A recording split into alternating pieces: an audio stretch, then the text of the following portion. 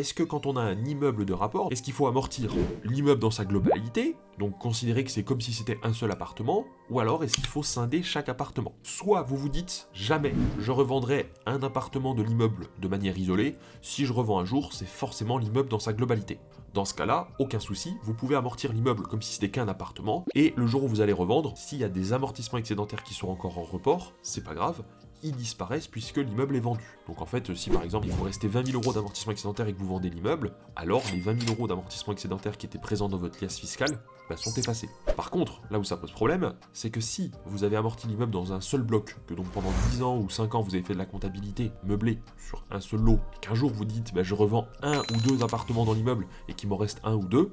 et bien là vous allez être complètement bloqué au niveau comptable. Pourquoi? Tout simplement parce qu'en fait vous n'aurez pas scindé les appartements en amont, et donc vous ne pourrez pas du tout savoir quelle est la quote-part d'amortissement excédentaire du logement que vous venez de vendre,